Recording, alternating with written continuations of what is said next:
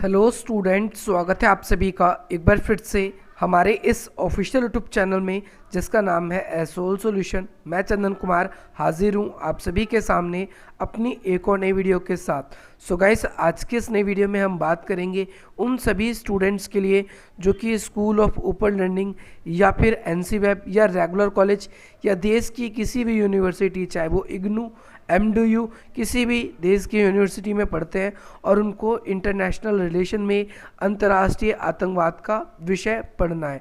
तो भाई आज की नई वीडियो उन सभी स्टूडेंट्स के लिए मोस्ट इम्पॉर्टेंट होने वाली है। अब तक इससे पहले हमने आप सभी के लिए अंतर्राष्ट्रीय आतंकवाद क्या था, अंतर्राष्ट्रीय आतंकवाद शब्द की उत्पत्ति कैसे हुई है और अंतर्राष्ट्रीय आतंकवाद का विकास किस तरीके से हो रहा है, इसके बारे में हमने पहली वीडियो बना दी है।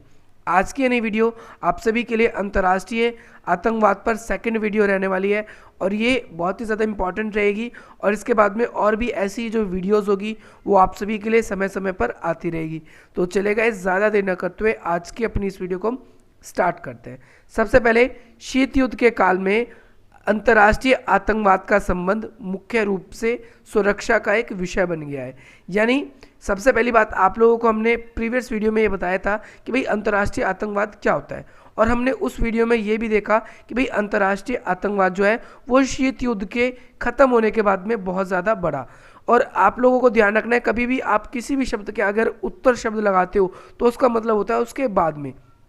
यानी जैसे ही शीत युद्ध का अंत हुआ 1991 में, और उसके बाद में हम देखते हैं कि भाई अंतर्राष्ट्रीय आतंकवाद जो है वो सुरक्षा का एक महत्वपूर्ण मुद्दा बन गया है। यानी आज अंतर्राष्ट्रीय स्तर पर अगर हम देखें तो ज़्यादातर देश ने अपने देश की विदेश नीति में आतंकवाद का विरोध, आतंकवाद एक ऐसा विषय है जिसको सुरक्षा का प्राथमिकता देने का प्रावधान कर दिया है।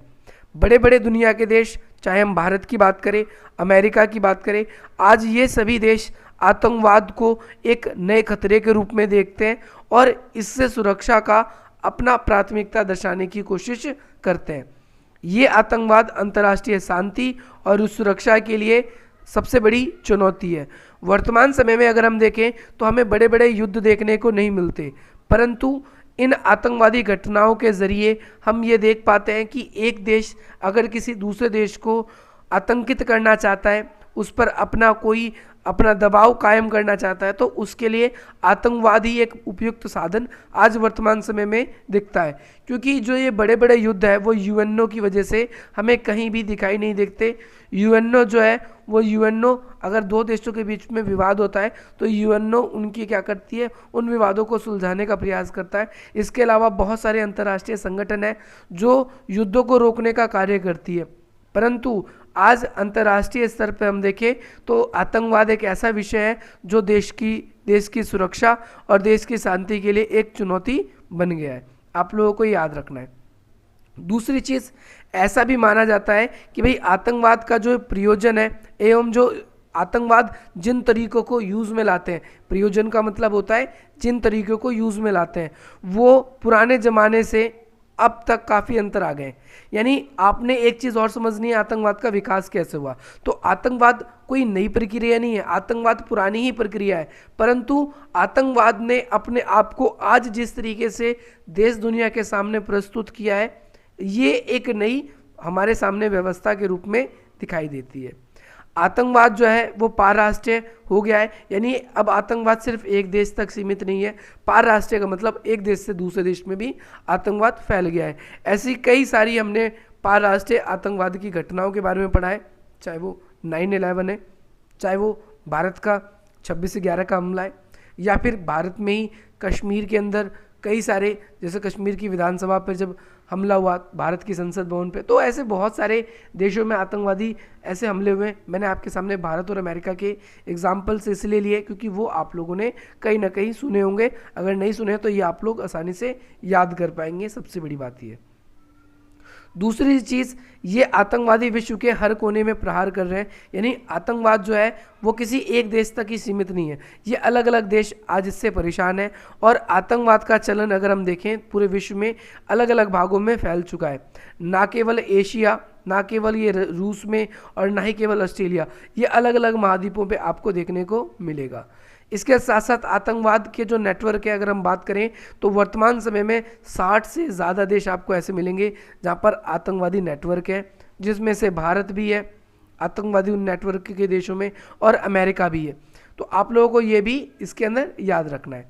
इसके साथ साथ कई देश ऐसे हैं जिन्होंने अपनी विदेश नीति में परिवर्तन लेकर आए, और परिवर्तन का मूल कारण क्या है? मूल कारण है आतंकवाद, क्योंकि वो देश आतंकवाद से बहुत दुखी है या फिर आतंकवाद की वजह से उस देश के विकास में बाधा पहुंचती है। इसीलिए देश क्या करते हैं? आतंकवाद को एक विरोधी मानते हैं।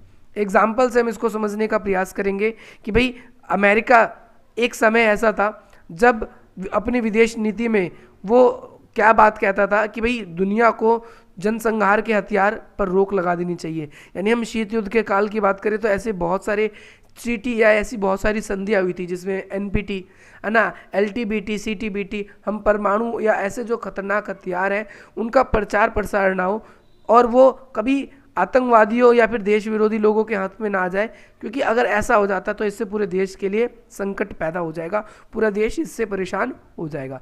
तो लेकिन आज के समय में ये व्यवस्था हमें अमेरिका की जैसी ही दिखाई देती है। इसके साथ आगे बात करेंगे, आतंकवाद के कारण आज बहुत सारे देश के संगठन, बहुत सारे देश, उनकी विदेश नीति में परिवर्तन आया है। अगर हम देखें तो भाई यूरोपियन संघ, भारत, अमेरिका, इन सब देशों की विदेश नीति में भी परिवर्तन आया है, और इनका आज का जो उद्देश्य है वो आतंकवाद से लड़ने का अलग अलग देश अलग अलग तरीके अपनाते हैं। तो हम देखते हैं कि भाई जो EU है, यानी जो यूरोपियन संघ है, वो आतंकवाद के प्रति थोड़ा नर्म व्यवहार रखते हैं कंपेयर टू इंडिया और अमेरिका। आतंकवाद अगर हम देखें तो ये ना तो अस्थायी समस्या है, यानी ऐसा नहीं है कि भाई आज की समस्या है कल नहीं होगी, ये एक अस्थायी समस्या है, ठीक है। और ये शीत युद्ध के बाद से ही ये एक नए झटके के रूप में पूरे विश्व के सामने आ रहा है। पूरे विश्व में नए झटके के सामने या पूरे विश्व में नए रूप में हमें इसलिए दिख रहा है क्योंकि आज इसका दायरा युद्धों के स्थान पर आतंकवाद ने ले लिया है। अब हम बात करेंगे आतंकवाद को कैसे डिफाइन किया जाए, आतंकवाद को कैसे परिभाषित किया जाए। अगर आप लोगों को ये जानना है कि आतंकवाद की शब्द की उत्पत्ति कैसे हुई, तो उसके लिए आप पार्ट 1 वीडियो ज़रूर देखिए, उसका लिंक डिस्क्रिप्शन बॉक्स में है। इसके अलावा आप आई बटन पे क्लिक करके भी उसको देख सकते हैं। अब यहाँ पर हम बात करेंगे आतंकवाद की परिभाषा क्यों कठिन है। Defining terrorism are difficult task क्यों है कि पहली बात तो आतंकवाद जो है वो कोई आज की घटना नहीं है। अब हम इसके इतिहास के बारे में थोड़ी सी बात करेंगे, लेकिन पहले से अब तक अगर आतंकवाद, पहले के आतंकवाद में और अब के आतंकवाद में काफ़ी ज़्यादा परिवर्तन आ गया है। इन आतंकवादियों को अलग अलग देश में अलग अलग रूप से जाना जाता है। कहीं पर ये राजनीति का युद्ध कला माना जाता है, कहीं पर इन्हें अपराध के रूप में देखा जाता है, और कहीं पर इन्हें देखें हम तो पवित्र अपने कर्तव्यों का पालन करते हैं उसके रूप में देखा जाता है। कई बार इन्हें उत्पीड़न के विरुद्ध प्रतिक्रिया जो लोगों की होती है उस रूप में देखा जाता है। तो आतंकवाद एक ऐसा कॉम्प्लिकेटेड विषय है जिसे अलग अलग विद्वान अलग अलग तरीके से इसको परिभाषित करते हैं या अलग अलग तरीके से इसको एक्सप्लेन करते हैं। अंतर्राष्ट्रीय समुदाय की अगर हम बात करें, अंतर्राष्ट्रीय समुदाय द्वारा आतंकवाद को परिभाषित करना काफ़ी कठिन है, क्योंकि अलग अलग लोगों ने अलग अलग तरीके से इसको परिभाषित किया है। और मैं आप लोगों को बता दूं कि अभी अगर आप बुक्स पढ़ोगे तो उसके अंदर आपको ऐसी 100 से भी अधिक परिभाषाएं मिल जाएंगी जो अलग अलग विद्वानों ने अपने अपने ढंग से इसको परिभाषित करने की कोशिश करी है। तो हम ये कह सकते हैं आतंकवादी क्या होता है। आतंकवादी एक ऐसा शक्तिशाली देश का समूह होता है और उसके लिए अलग अलग शब्दावली का, अलग अलग शब्दों का इस्तेमाल किया जाता है। कहीं पर इसे वैचारिक संघर्ष के रूप में देखा जाता है, तो कहीं पर इसे जातिगत या धार्मिक संघर्ष के रूप में भी देखा जाता है।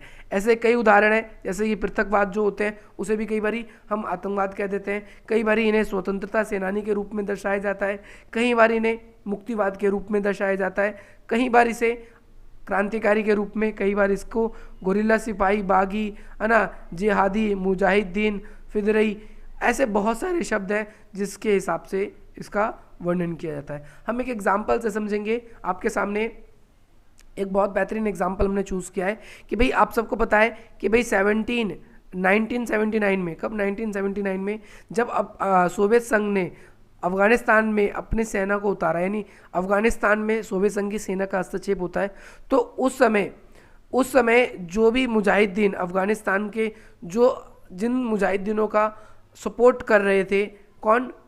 सोवियत संघ की सेना, उस समय अमेरिका की सेना ने उन्हें क्या कहा था, उन्होंने क्या कहा था कि जो ये मुजाहिदीन है, देखो ध्यान से समझना कि भाई ये अफगानिस्तान है, इसमें दो तरह की, एक तो अमेरिका की आर्मी आई, एक सोवियत संघ की आर्मी आई, और यहाँ पर कुछ लोग ऐसे थे जो सोवियत संघ की आर्मी का विरोध कर रहे थे, क्योंकि सोवियत व्यवस्था यहाँ पर अपना समाजवाद फैलाना चाहता था। तो अमेरिका ऐसे मुजाहिदीनों को सपोर्ट कर रहा था उस समय। तो उस समय जो ये मुजाहिदीन थे अमेरिका के निगाह में कौन थे, स्वतंत्रता सेनानी थे। परंतु 20वीं शताब्दी में आगे चल के जब मुजाहिदीनों ने अमेरिका से उनके संबंध खराब हो गए, जब सोवियत संघ ने अपनी आर्मी वहाँ से हटा ली, तो उसके बाद से ही अमेरिका और हम देखते हैं तालिबानियों के संबंध बिगड़ जाते हैं और उन्हें एक आतंकवाद की संज्ञा दे दी जाती है। अब आप कहेंगे कि भाई अब ठीक है, अब इसको हम परिभाषित कैसे करें, तो अलग अलग विद्वान इसको अलग अलग तरीके से परिभाषित करते हैं। हम आपके सामने कुछ अलग अलग परिभाषाएं रखेंगे जो आपको एज इट इज़ वैसे ही याद करनी है और आपको अपने वैसे ही नोट्स प्रिपेयर करने हैं। इसमें आता है सबसे पहला ब्रिटानिका विश्वकोश के अनुसार ये क्या कहते हैं, आतंकवाद कोई व्यक्ति भी हो सकता है, कोई एक संगठन भी हो सकता है, समूह के रूप में भी हो सकता है ना। ये लोगों के विरुद्ध हो सकते हो आप आतंकवाद में, या आप हो सकते हो संपत्ति के विरुद्ध, हो सकता है किसी कानून के विरुद्ध, या फिर किसी शक्ति के विरुद्ध में, है ना। जो व्यक्ति डराव है उसके विरुद्ध में जब कोई प्रतिक्रिया आती है जिसका उद्देश्य या तो वैचारिक या फिर आतंकवाद का उद्देश्य क्या होता है, तो आपको ध्यान रखना है कि ये या तो अपनी विचारधारा को लोगों पर हावी करवाना चाहते हैं, अपनी विचारधारा को दूसरों पर थोपना चाहते हैं, दूसरा या फिर ये राजनीतिक नियंत्रण को स्थापित करना चाहते हैं, जैसे अफगानिस्तान में तालिबानियों ने अब नियंत्रण कर लिया है। तो ये समाज और सरकार दोनों को धमकाने का कार्य करते हैं और साथ ही साथ उन पर दबाव भी डालने का काम करते हैं। इसके लिए कई प्रकार की गतिविधियों का सहारा लेते हैं, जैसे ये लोगों की हत्याएं भी करते हैं, बम फेंकते हैं, लोगों को मारते हैं, है ना, और हाईजैकिंग, अपहरण, ऐसे बहुत सारे हमें चीज़ें दिखाई देती है। इसका उपयोग राजनीतिक ना केवल राजनीति के लिए बल्कि कई बार अपने सैनिक उद्देश्यों के लिए भी इसका प्रयोग किया जाता है। आतंकवाद का प्रभाव अगर हम देखें तो सीधा मनोविज्ञान पे होता है, यानी सीधा आपके मानसिकता पे होता है, और इस पे सबसे नकारात्मक भूमिका किसकी होती है, मीडिया की, क्योंकि मीडिया की वजह से ही आतंकवाद ज़्यादा हावी हो जाता है और लोग उससे डरने लगते हैं। मीडिया अपनी बस कुछ अपने व्यूज़ के चक्कर में, अपने कुछ पैसे कमाने के चक्कर में लोगों की भावनाओं को बहुत ज़्यादा आतंकित कर देते हैं। वो लोग छोटी छोटी से मुद्दे को बहुत ज़्यादा बड़ा चढ़ाकर दर्शाने का प्रयास करते हैं। दूसरा पॉइंट है, अमेरिका के रक्षा विभाग ने आतंकवाद को किस तरीके से परिभाषित किया है, अब हम इसके बारे में बात करेंगे। तो भाई सोच समझकर की जाने वाली और गैर कानूनी जो प्रयोग में जो हिंसाएं की जाती है, जिसमें गैर कानूनी सारी चीज़ें शामिल होती है। आपको ध्यान रखना है कि भाई सोच समझकर की जाने वाली गैर कानूनी हिंसाएं जो समाज में डर पैदा करती है ना, कानूनी रूप से लोगों को धमकी देने की बात करती है, जिनका उद्देश्य मुख्यतः या तो धार्मिक, राजनीतिक या वैचारिक हितों को पूरा करने के लिए, धार्मिक हितों के लिए इसलिए क्योंकि कई लोग अपने धर्म को प्रचार के लिए करते हैं, कई लोग राजनीतिक नियंत्रण के लिए करते हैं जैसा तालिबानियों ने किया, और कई लोग अपनी विचारधारा को फैलाने के लिए आतंकवाद का सहारा लेते हैं। और साथ ही साथ समाज के साथ ये क्या करते हैं, ज़बरदस्ती करते हैं, उन्हें भयभीत करते हैं, उन्हें डराने की कोशिश करते हैं। और इसी तरीके से इसके 3 तत्व होते हैं, पहला हिंसा, दूसरा डर, तीसरा क्या है, अभित्रास। ये तीनों तत्व आतंकवाद के अंदर शामिल हैं। अगला है ब्रिटिश सरकार के अनुसार, किसकी परिभाषा, आतंकवाद की परिभाषा। अब हम ब्रिटिश सरकार के अनुसार भी बात करेंगे। तो भाई ब्रिटिश सरकार क्या कहती है कि भाई राजनीति के जो उद्देश्य हैं उनको पूरी करने के लिए हिंसात्मक रूप से जब जनसाधारण और उनको डराने का कार्य किया जाता है, हिंसात्मक रूप से अपने राजनीतिक उद्देश्यों को प्राप्त करने के लिए जब लोगों को और सरकार को डराया जाता है, तो ऐसी हिंसाओं को हम क्या कहते हैं, आतंकवाद कहते हैं। इसके बाद में यूएन के अनुसार, यूएन क्या है, यूनाइटेड नेशन के अनुसार, यूनाइटेड नेशन क्या कहता है, यूनाइटेड नेशन ने 1992 में आतंकवाद को परिभाषित करते हुए कहा कि ये लगातार हिंसक क्रियात्मक तरीके होते हैं, ये लगातार हिंसा का मतलब होता है लड़ाई झगड़े, इसके तरीके होते हैं, और इसका मुख्य उद्देश्य क्या होता है, गुप्त व्यक्तियों के द्वारा या फिर गुप्त समूहों के द्वारा सरकार पर अपने राजनीतिक प्रभाव स्थापित करना या सरकार के ऊपर अपना नियंत्रण स्थापित करना या फिर अपनी जो भी बातें हैं उनको सरकार से मनवाने के प्रयास करना, यही कहलाता है आप लोगों का आतंकवाद। तो गाइस यही था आप लोगों के लिए आज का वीडियो। मुझे ऐसा लगता है आज की इस नई वीडियो से आप लोगों को बहुत वैल्यू मिलेगी और इसी प्रकार की इंटरेस्टिंग वीडियोस पाने के लिए आप हमारी वीडियो को लाइक करेंगे, सब्सक्राइब करेंगे और अधिक से अधिक मित्रों तक शेयर करेंगे। ये वीडियो आपके लिए 3rd यूनिट का पार्ट 2 था। ऐसे ही और भी वीडियोस अगर आप चाहते हैं कि आप लोगों को टाइमली मिलता रहे तो भैया आप हमारे टेलीग्राम ग्रुप्स को भी ज्वाइन कर सकते हैं, जिसका लिंक डिस्क्रिप्शन बॉक्स में, और उसके अंदर अब तक 700 से अधिक मेंबर्स जुड़ चुके हैं। अगर आप जुड़ना चाहते हैं तो आप भी जुड़ सकते हैं, आप भी अपने डाउट्स को पूछ सकते हैं और हमें इंस्टाग्राम पर भी फॉलो कर सकते हैं। बाकी अगर आपका कोई भी डाउट है तो आप इस तरीके से हमसे कांटेक्ट कर सकते हैं और अपने क्वेरी को, अपनी प्रॉब्लम को हम तक भेजकर अपनी प्रॉब्लम्स को भी रिजॉल्व करा सकते हैं। तो मिलते हैं गाइज हम आपसे अपनी अगली वीडियो में। जय हिंद, जय भारत।